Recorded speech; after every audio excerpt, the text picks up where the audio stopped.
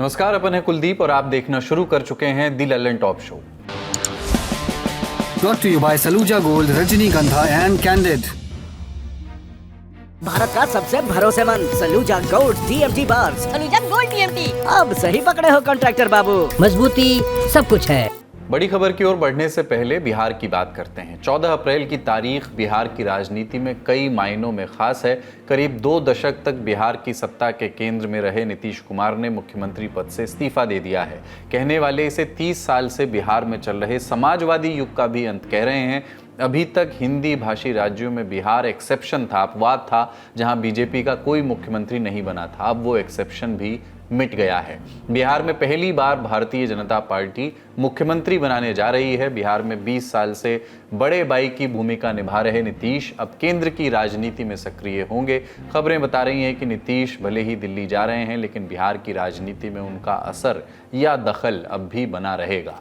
नीतीश कुमार ने सुबह अपनी आखिरी कैबिनेट मीटिंग की, जहां उनके धन्यवाद प्रस्ताव पर मुहर लगी। दोपहर तक बिहार बीजेपी के कई नेता मुख्यमंत्री हाउस पहुंचे। मेल मुलाकात के बाद नीतीश कुमार सम्राट चौधरी और विजय चौधरी के साथ एक ही गाड़ी में बैठ करके राजभवन पहुंचे, जहां मुख्यमंत्री नीतीश ने राज्यपाल सैयद अता हुसैन को अपना इस्तीफा सौंप दिया। इसके कुछ मिनट बाद नीतीश ने एक्स पर पोस्ट किया। नवंबर 2005 में पहली बार बनी एनडीए सरकार के पिछले 20 साल में हुए अच्छे कामों को उन्होंने गिनाया। नीतीश ने लिखा कि अब नई सरकार बिहार का काम देखेगी, उसको पूरा सहयोग रहेगा, आगे भी बहुत अच्छा काम होगा, बिहार बहुत आगे बढ़ेगा।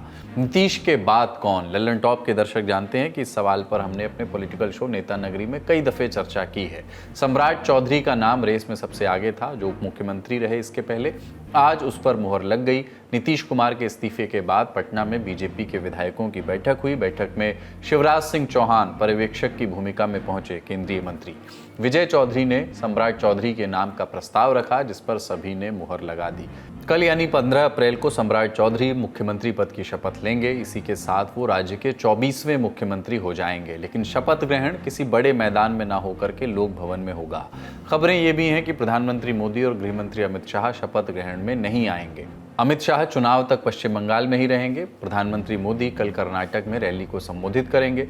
बीजेपी के लिए 15 अप्रैल खासतौर से बिहार बीजेपी के लिए बड़ा दिन है। राज्य में पहली बार अपना मुख्यमंत्री बीजेपी बनाने जा रही है। ऐसे में शपथ ग्रहण समारोह को इतना लो प्रोफाइल क्यों रखा गया है? प्रधानमंत्री मोदी समेत कोई बहुत बड़ा नेता इस समारोह में आ रहा है, ऐसी खबर नहीं है। कहा जा रहा है कि बहुत सादे तरीके से ये आयोजन होगा, कोई आतिशबाजी, कोई बहुत जश्न नहीं होगा, बहुत कम पोस्टर लगे हैं।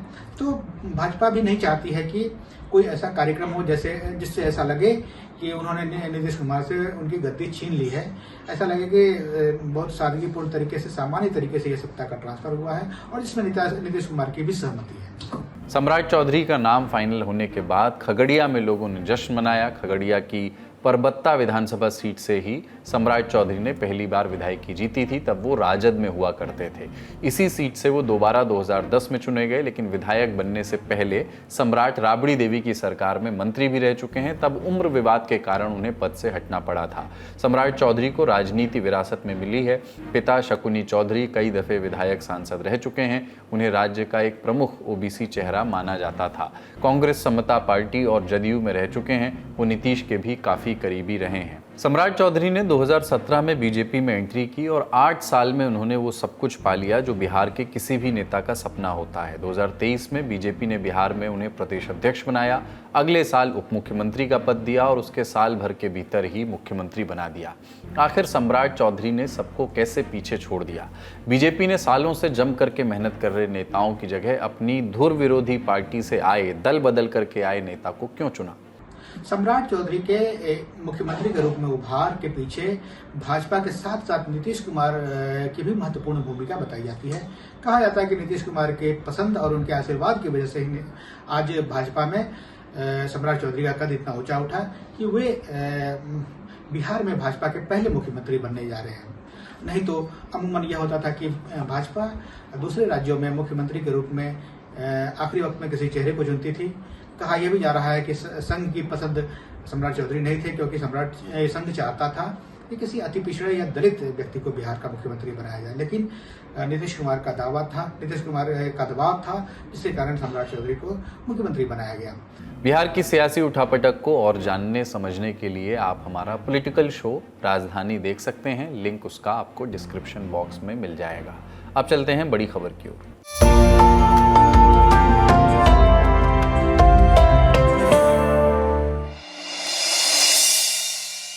ये तस्वीरें आज की हैं। पत्थर आज भी चले, कामगार सड़कों पर आज भी उतरे, लेकिन हालात कल जैसे नहीं होने दिए गए। आज पुलिस पहले से मौजूद थी। सुबह छिटपुट हिंसा की घटनाएं सामने आईं, लेकिन शांति बनी रही। कल जो हिंसा हुई उस पर पुलिस ने आज जांच के बाद कुछ बातें बताई हैं। पुलिस का कहना है कि ये पूरा प्रोटेस्ट सुनियोजित तरीके से किया गया। व्हाट्सएप पर अफवाहें फैलाई गईं और कामगारों को भड़काया गया। इस पर हम लौटेंगे भी। पुलिस ने क्या क्या बताया, विस्तार से बात करेंगे।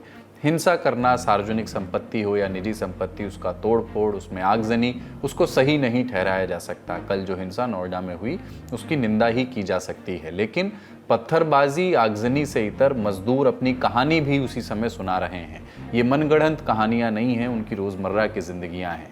20 साल, 25 साल, 28 साल के लड़के लड़कियां कैमरे पर बहुत सहज नहीं थे, लेकिन अपनी पूरी पासबुक खोल करके दिखा रहे हैं। सैलरी बता करके वो सवाल पूछ रहे हैं कि बताओ खर्चा कैसे चलाएं। इतनी महंगाई का जमाना है, गैस देखो 1 किलो 500 रुपए में मिल रहा है, वो भी 4 दिन नहीं चला। हमारी 9,500 रुपए सैलरी है, 9,500 रुपए में हम क्या कर लेंगे, घर चलाएंगे? हमारी सैलरी बढ़ी नहीं है, रूम मकान मालिक ने रूम रेंट बढ़ा दिया, अब हम कहाँ से देंगे ये बताओ। 9,500 सैलरी है, खर्चा कैसे चलेगा? गाड़ियों में आग लगाना, सड़कें जाम करना, तोड़फोड़ करना गलत है, अपराध है, लेकिन नोएडा की एक फैक्ट्री में काम करने वाली इस लड़की के सवाल को कैसे गलत ठहराया जाए? नोएडा वो जगह है जहां साफ पानी भी खरीद कर पीना पड़ता है। आटे दाल के भाव यहाँ बहराइच, जालौन और कन्नौज जैसे नहीं हैं। 500 रुपये लेकर के मंडी चले जाइए, झोला भर सब्जी नहीं खरीद पाएंगे, नोट खत्म हो जाएंगे। लेकिन सैलरी है 9,500 रुपये। काम कैसे चलेगा? हम में से ज़्यादातर लोग जो नौकरी पेशा हैं उनके लिए ये मार्च अप्रैल वाला टाइम बड़ा इंपॉर्टेंट होता है। यही वो टाइम है जब सैलरी बढ़ती है, इंक्रीमेंट होता है। साल भर के काम के लिए मोटिवेशन भी तो चाहिए होता है, और यही इंक्रीमेंट ही तो मोटिवेशन होता है। ये मज़दूर जो 4-5 दिन से हाय तौबा मचाए हुए हैं, इनका भी तो इंक्रीमेंट होता होगा, इनकी भी तो सैलरी बढ़ती होगी, तो फिर इतना हंगामा क्यों? इसका जवाब आप खुद सुन लीजिए। दिवाली में हमारी सैलरी बढ़ाई, 21 रुपए बढ़ाई। 21 रुपए में क्या होता है? 21 रुपए इंक्रीमेंट। 21 रुपए हमारे 21 रुपए का तो एक समोसा भी नहीं आता जो खाने वाला। 21 रुपए हमारा पैसा बढ़ा है। ये लड़का गलत नहीं कह रहा था। नोएडा में अगर आप जोमेटो से 2 समोसे मंगाएंगे तो 45 रुपये लगेंगे। डिलीवरी छोड़ दीजिए, डिलीवरी और डिलीवरी का चार्ज अलग से लगता है। अभी हमने सुना 21 रुपये का इंक्रीमेंट हुआ, लेकिन इससे ज़्यादा भी इंक्रीमेंट होता है। इंडियन एक्सप्रेस ने आज नोएडा के इन्हीं कामगारों से बात करके एक स्टोरी की है। कन्नौज से नोएडा काम करने आए राहुल बताते हैं कि पिछले साल उनका इंक्रीमेंट 39 रुपये हुआ था। 21 से 39 तो बेहतर ही है। राहुल एक कपड़ा फैक्ट्री में काम करते हैं जो कपड़ा एक्सपोर्ट करती है। उनकी पगार कितनी है ये भी जान लीजिए। वो कहते हैं कि मैं 13,500 रुपये कमाता हूँ, मैं कुछ भी बचा नहीं पाता हूँ और घर भी पैसा नहीं भेज पाता। मैं अपने कमरे का 5,000 रुपये किराया देता हूँ और 4,000 रुपये राशन पर खर्च करता हूँ। मैं इस आमदनी में गुजारा कैसे करूँ? मैं अपने बच्चों को स्कूल कैसे भेजूं? ये कहानी सिर्फ राहुल की नहीं है। जिस मजदूर को पकड़ करके आप बात करेंगे उसकी कहानी कमोबेश ऐसी ही है। एक और कामगार की कहानी सुनिए। हमारी सैलरी मैक्सिमम कितनी है? 11,021 रुपये। अब डिवाइड करिए आप, कितना हो गया? कितना हो गया? नहीं, अभी कितना हुआ हमारा एक दिन का? 353 रुपये। सिलेंडर क्या रेट मिल रहा है मैडम? हम तो ब्लैक में लेंगे, छोटा चूल्हा हमारा, किराए पे चलाएंगे। मकान वाले बोले दीवारें काली हो रही हैं, क्या करें बताओ, कहाँ जाएं? घर पे बच्चे हैं, बच्चों की पढ़ाई हो रही है, कहाँ से उठेगा? 9,000 में क्या होगा बताओ? आप बताओ, छूने वाला हमारा 9,000 भी नहीं, उसमें भी कॉन्ट्रैक्टर बेस पे। कंपनी का तो चलो ठीक है, HR देख लेता, कॉन्ट्रैक्टर वाला किसी का 1 दिन का कट रहा है, किसी का 2 दिन का कट रहा है, बोलेगा तो देख लेंगे, वो आता ही नहीं है, क्या करेगा बताओ बंदा? नोएडा में जिनको 8,000, 9,000, 11,000, 13,000 मिलते हैं, क्या उनका वाकई खर्च पूरा हो सकता है? ये प्रोटेस्ट सुनियोजित हो सकता है जैसा पुलिस कह रही है। व्हाट्सएप पर अफवाहें फैला करके हो सकता है मजदूरों को इकट्ठा किया गया हो, लेकिन इन लोगों के सवाल तो कम से कम सुनियोजित नहीं लग रहे हैं। हमारी रिपोर्टर विभावरी इस प्रोटेस्ट को सड़कों पर देख रही थी, हमारे लिए कवर कर रही थी। उन्होंने इन फैक्ट्रीज में काम करने वाली कम उम्र की महिलाओं से बात की, पीरियड्स युवा महिलाओं की ज़िंदगी का हिस्सा हैं। हर महीने 3 दिन से 1 हफ्ते तक महिलाओं को इस दर्द से गुजरना पड़ता है। शरीर में बदलाव आते हैं। ये दर्द हम पुरुषों के हिस्से नहीं आया है। फैक्ट्रीज़ में काम करने वाली लड़कियों ने बताया कि अगर उन्हें पीरियड्स के दौरान ज़्यादा तकलीफ़ होती है और अगर उन्होंने छुट्टी ले ली तो टेबल पर खड़ा कर देते हैं, जलील करते हैं। कोई किसी को दिक्कत है तो कोई सुनने वाला नहीं है यहाँ पे। जैसे महिला प्रॉब्लम हो रही है, एक दिन छुट्टी मांग रहे हैं, ना गेट पास मिल रहा है ना छुट्टी मिल रही दीदी। तो ऐसा ना हर किसी को एक दिन की हम लोग छुट्टी मार भी देते तो मैनेजर के सामने खड़ा होना पड़ता है, सारी बातों से बतानी पड़ती है। और किसी को पता नहीं, सबको दीदी पता है कि महिला प्रॉब्लम होती है, तो उसकी भी छुट्टी नहीं देते नहीं देते हैं। हम लोग खुद ही अपनी हम लोग सॉल्व करते हैं। करने पे गेट पे वहाँ टेबल पे खड़े कर देते हैं, ये लोग टेबल पे खड़ा कर देते हैं क्योंकि छुट्टी करते हैं हम लोग। खुद से छुट्टी मार दो फिर भी जाके मैनेजर के सामने खड़ा होना पड़ता कि सर इसके लिए, फिर बोलेंगे अगर ऐसी छुट्टी मारनी है तो कंपनी ही मत आओ। ये गुस्सा, ये असंतोष किसी एक मैसेज, 1 घंटे या 1 दिन की उपज नहीं है। कम वेतन में बुनियादी सुविधाओं की कमी, इन्हीं हालात में ये लोग सालों से काम कर रहे हैं। इस विषय पर हमने लंबे समय से मजदूरों के अधिकारों के लिए काम करने वाले निखिल डे से भी बात की। सुनिए उन्होंने क्या कहा। आज की तारीख में आप ये देखें कितने लोग गिग वर्क, हम लोगों ने गिग वर्करों के कानून बनाए, वो गिग वर्कर के कानून ही ये कंपनियां बनाने के लिए नहीं तैयार है। और वो बड़ी बड़ी कंपनियां हैं जिन्होंने अपना पूरा स्टॉक मार्केट पे चला दिया। तो वो कंपनियां वहां क्यों नहीं तैयार है, मजदूरों के हक के लिए कुछ नहीं मानने के लिए तैयार है। तो इन मजदूर जो नोएडा में है या मानेसर में है या इंडियन ऑयल के यहाँ चले, आप उनको जाके देखो, ना कोई पेंशन, यदि बीमार हो कोई स्थिति नहीं, कोई ग्रेचुइटी नहीं, कोई सामाजिक सुरक्षा नहीं। वेजेस को देखो तो ये जो नोएडा में मजदूर हैं वो क्या लड़ रहे हैं। 10,000 रुपए में कोई अपने परिवार को दिल्ली जैसी जगह में खिला सकता है क्या? और फिर गैस का सिलेंडर आ जाता है तो फिर पूरा स्थिति खराब हो जाता है। खाना उन फैक्ट्रियों में चलाते हैं, घंटे काम बहुत करते थे, लेकिन अब उन घंटों के काम में कितना उनको दिया जाता है वो सोचना चाहिए। तो आज एक समय आ गया है। हाँ, हमने कहा लेबर कोड ने बहुत बुरा जरूर है, उनके प्रावधान को देखो जो छोटे मोटे मजदूरों के लिए 40 साल के में कुछ कानून थे, उनको लगभग एक साथ समेट के डाल दिया ताकि इंडस्ट्री को कह सके बहुत अच्छा वातावरण है, बहुत अच्छा वातावरण है। उस एक लाइन को देख लो। आपके मजदूर यदि खुश नहीं होंगे तो आपका ना अर्थव्यवस्था चल सकता है, ना इंडस्ट्री चल सकता है, ना फैक्ट्री चल सकता है, ना कुछ चल सकता है। और आज खुश नहीं है, आज बहुत ही गंभीर स्थिति में है।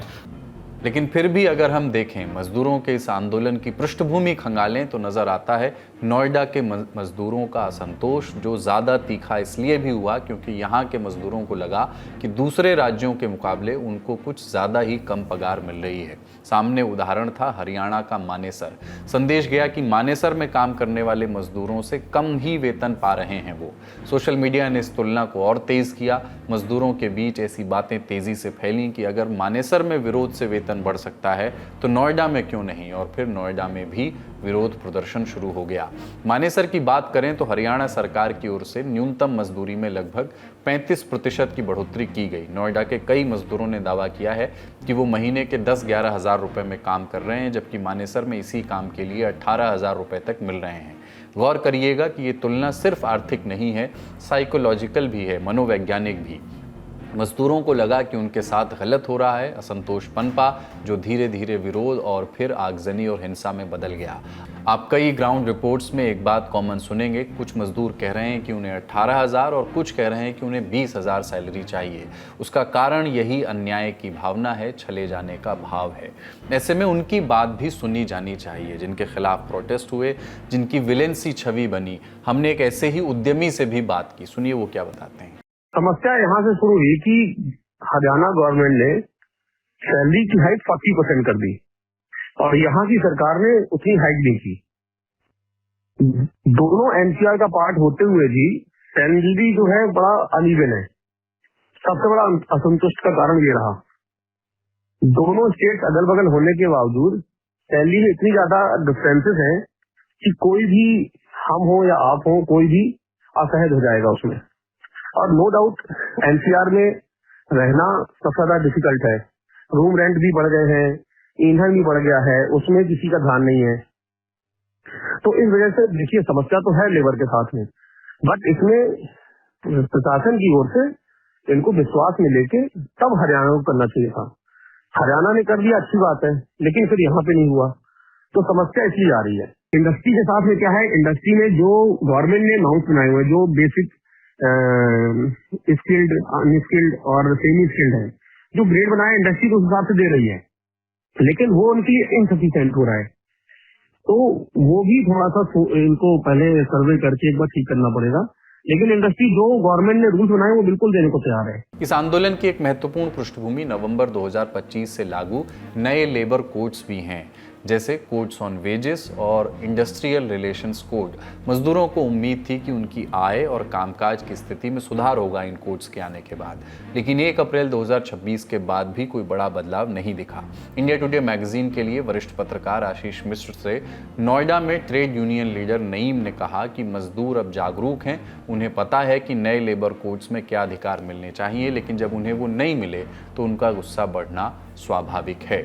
इसी रिपोर्ट में ट्रेड यूनियन एक्टिविस्ट सिद्धांत राज के हवाले से ये लिखा गया है कि ये आंदोलन मानेसर से प्रभावित है। उनके मुताबिक मजदूरों को लगा था कि नए कानून लागू होने के बाद उनकी सैलरी बढ़ेगी। जब ऐसा नहीं हुआ तो उन्होंने विरोध का रास्ता चुना। हमने इसका कानूनी पक्ष जानने के लिए सुप्रीम कोर्ट के वरिष्ठ वकील विराग गुप्ता से बात की। देखिए, इस सरकार में जो सबसे बड़ा फेल्योर है वो कानून निर्माण, कानूनों के पालन और गवर्नेंस से संबंधित है। और एक ट्रेंड देखने को मिल रहा है, जैसे कि 3 नए क्रिमिनल कानून है, बहुत हल्ला हुआ कि लागू हो गए, लेकिन अभी तक उनको लागू करने का राज्यों में बंदोबस्त नहीं बना।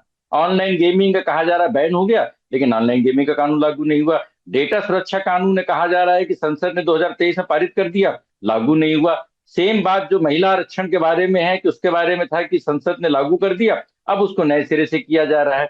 यही स्थिति श्रम कानूनों के बारे में है, जहां पर यह बोला गया कि 29 कानूनों को एक साथ बनाकर 4 हमने कोड में उस कानून को 2019 में बना दिया, और 2019 के बाद 7 साल हो गए और सभी राज्यों ने अभी नियम नहीं बनाए। जिन राज्यों ने नियम बना दिया उनके पास अभी तक सरकार ने स्पेशल फंड नहीं दिया। जहां पर फंड अगर मिली भी गए, मिले नहीं है, और वहां पर उनके पास डिजिटल जो एक सिस्टम बनाना है, जो उसके लिए सॉफ्टवेयर बनाना है, वो सारी चीजें नहीं हुई। तो समस्याओं के 3 स्तर हैं।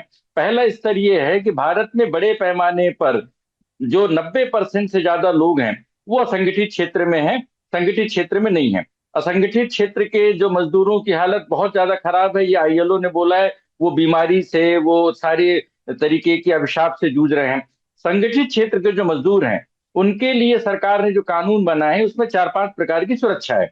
उसमें ये न्यूनतम वेतन मिलना, साप्ताहिक छुट्टी मिलना, ओवर टाइम के बारे में उनको लाभ मिलना, और इस तरीके की पीएफ से जुड़ी सुविधाएं मिलना, मेडिकल सामाजिक सुरक्षा मिलना। लेकिन इनका हकीकत में पालन नहीं हो रहा है, क्योंकि कहीं पे कॉन्ट्रैक्ट वर्कर हैं, कहीं पे आउटसोर्सिंग वाले वर्कर्स हैं, कहीं पे गिग वर्कर्स हैं। तो हम प्रचार तंत्र से लोगों को बोल रहे हैं कि एक देश एक कानून, और तुम्हारी अब सारी जिम्मेदारी सरकार की या कंपनियों की है। लेकिन उन्हें जो हमने प्रचार किया वो कानून में है नहीं, नियम में है नहीं, और उनको लागू नहीं होने से जो समस्या गुड़गांव से चालू हुई, जो समस्या नोएडा से चालू हुई, वो पूरे देश में होने वाली है। क्योंकि हम एक देश एक कानून की बात कर रहे हैं, और जब संसद ने कानून बना दिया, समवर्ती सूची पे कानून बना दिया, तो सारे राज्य उसको क्यों नहीं लागू कर रहे हैं। अब इसमें समस्या सरकार की खुद की है, क्योंकि सरकार जो आउटसोर्सिंग पर लोगों की नियुक्ति करती है, आंगनबाड़ी के लोगों की, या जो मनरेगा के जो मजदूर होते हैं, उनको समय पर मजदूरी नहीं मिलती, उनको न्यूनतम मजदूरी नहीं मिलती, उनके काम के घंटों का कोई हिसाब किताब नहीं होता। जो ठेकेदार से जो शोषण तंत्र है उसका हम नहीं कर पाते हैं। गिग वर्कर्स के बारे में कानूनी सुरक्षा नहीं है। तो ये एक बड़ा मुद्दा है, और ये मुद्दा सिर्फ मजदूरों से जुड़ा हुआ नहीं है, ये मुद्दा है कानून के शासन की धार और संविधान की 75वीं वर्षगांठ पे सामाजिक न्याय, जिसका डॉक्टर अंबेडकर, आज डॉक्टर अंबेडकर की जयंती मना रहे हैं, तो उनको सबसे बड़ी श्रद्धांजलि होगी कि जो हम कमजोर लोग हैं, श्रमिक हैं, वंचित वर्ग हैं, उनका कानूनी हक दे सकें। इस बीच उत्तर प्रदेश के श्रम मंत्री का बयान भी सामने आया है। अनिल राजभर कह रहे हैं कि ये हिंसा सुनियोजित लगती है और उन्होंने इसमें पाकिस्तान का हाथ भी हो सकता है की आशंका जताई है। देखिए, जो घटना नोएडा में घटी है उसमें मैंने कल भी कहा, आज भी कह रहा हूँ कि एक बड़ी साजिश की बू आ रही है। एक बड़ी साजिश का हिस्सा है नोएडा का ये प्रदर्शन। अब कल शाम को सरकार ने फैसला किया कि हम वेज बढ़ा रहे हैं। हमने 21% वेज भी बढ़ा दिया, लेकिन आज सुबह भी कुछ प्रदर्शन हो रहे हैं। तो ये किस बात को प्रमाणित करता है? अभी 2 आतंकवादी नोएडा से गिरफ्तार किए, 2 आतंकवादी मेरठ से गिरफ्तार हुए, और ये दोनों आतंकवादी जिनके इशारों पर चल रहे हैं वो लोग पाकिस्तान में बैठे हैं। वो पूरी जांच एजेंसी कर रही है। सैलरी बढ़ने की बात है तो उत्तर प्रदेश सरकार ने सैलरी बढ़ा दी है। कितनी बढ़ाई है ये भी जान लीजिए। अब तक अनस्किल्ड लेबर को 11,313 रुपये मिलते थे, अब 13,690 रुपये मिलेंगे। सेमी स्किल्ड लेबर को अब तक 12,445 रुपये मिलते थे, अब 15,059 रुपये मिलेंगे। और स्किल्ड लेबर को 13,940 रुपये मिलते थे और अब 16,868 रुपये मिलेंगे। ये गौतम बुद्ध नगर, जिसमें नोएडा भी आया है, वहाँ और गाजियाबाद के मजदूरों की सैलरी है। उत्तर प्रदेश में बाकी ज़िलों में मजदूरों की कितनी सैलरी होगी ये इस समय आप अपनी स्क्रीन पर देख सकते हैं। नोएडा में हुई हिंसा में अब तक 350 से ज़्यादा लोगों के गिरफ्तार होने की खबर है। पुलिस का कहना है कि आज नोएडा में स्थिति काबू में है। एक आध घटनाएं जो हुई उन पर काबू पा लिया गया है। इस बीच पुलिस ने बताया कि अफवाहें फैलाने और लोगों को गुमराह करने के लिए सोशल मीडिया पर फर्जी अकाउंट्स का इस्तेमाल किया गया। आज तक ने अपनी रिपोर्ट में लिखा है कि पुलिस के मुताबिक जांच में ये भी सामने आया है कि करीब 50 से ज़्यादा फर्जी हैंडल सिर्फ 24 घंटे के भीतर बनाए गए और उन्हें अफवाह फैलाने के लिए सक्रिय किया गया। इन हैंडल्स के जरिए लगातार भड़काऊ संदेश, वीडियो और पोस्ट शेयर किए गए, जिससे लोगों के बीच भ्रम और आक्रोश बढ़ा। यूपी STF अब इन सभी हैंडल्स के डिजिटल फुटप्रिंट्स को ट्रैक कर रही है। इस मामले से जुड़ी जो भी अपडेट्स आएंगी हम आप तक पहुंचाते रहेंगे। अब बारी सुर्खियों की। तमिलनाडु विधानसभा चुनाव से 9 दिन पहले बीजेपी ने अपना मैनिफेस्टो जारी कर दिया है। मैनिफेस्टो जारी करने आए JP नड्डा तमिलनाडु की जनता से कई वादे किए। तमिलनाडु को दुनिया की सबसे पुरानी सभ्यता का गढ़ बताया। जिस वक्त देश में LPG की किल्लत है, तमाम रिपोर्ट्स बता रही हैं कि LPG की किल्लत आने वाले दिनों में और बढ़ सकती है।